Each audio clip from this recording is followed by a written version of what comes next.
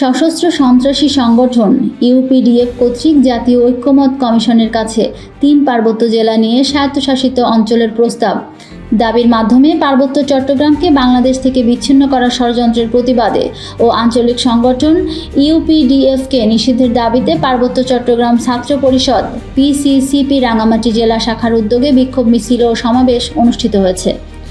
আজ সোমবার সকালে রাঙ্গামাটি পৌরসভার সামনে থেকে বিক্ষোভ মিছিল শুরু হয়ে শহরের প্রধান সড়ক প্রদক্ষিণ করে বনরূপা এসে সমাবেশ মিলিত হয়। সমাবেশে পিসিসিপি রাঙ্গামাটি জেলা শাখা সভাপতি মোহাম্মদ আলমগীর হোসেনের সভাপতিত্বে এতে প্রধান অতিথি হিসেবে বক্তব্য রাখেন পার্বত্য চট্টগ্রাম নাগরিক পরিষদ পিসিএনপির কেন্দ্রীয় চেয়ারম্যান কাজী মজিবুর রহমান।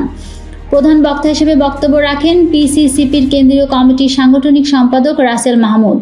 বিশেষ অতিথি হিসেবে বক্তব্য রাখেন পার্বত্য চট্টগ্রাম নাগরিক পরিষদের রাঙ্গামাটির সাংগঠনিক সম্পাদক আবু বকর সিদ্দিক, পার্বত্য চট্টগ্রাম ছাত্র পরিষদ রাঙ্গামাটি জেলা শাখার সাধারণ সম্পাদক খলিলুর রহমান সহ প্রমুখ।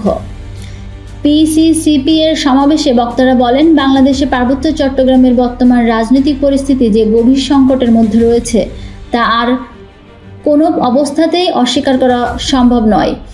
বিশেষত আলী রিয়াজের নেতৃত্বে গঠিত জাতীয় ঐক্যমত্য কমিশনের সঙ্গে 10 মে 25 শনিবার আঞ্চলিক সংগঠন ইউনাইটেড পিপলস ডেমোক্রেটিক ফ্রন্ট ইউপিডিএফ এর আলোচনার পর পুরো পরিস্থিতি আরও উদ্বেগজনক হয়ে উঠেছে।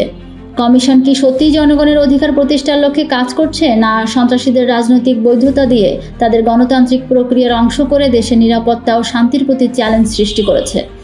সমাবেশে বক্তারা বলেন, দেশের অখণ্ডতা পার্বত্য চট্টগ্রামকে রক্ষায় সশস্ত্র সন্ত্রাসী সংগঠন ইউপিডিএফকে অবিলম্বে নিষিদ্ধ করতে হবে। ইউপিডিএফ এর অবৈধ অস্ত্রধারীদের আইনের আওতায় আনতে হবে।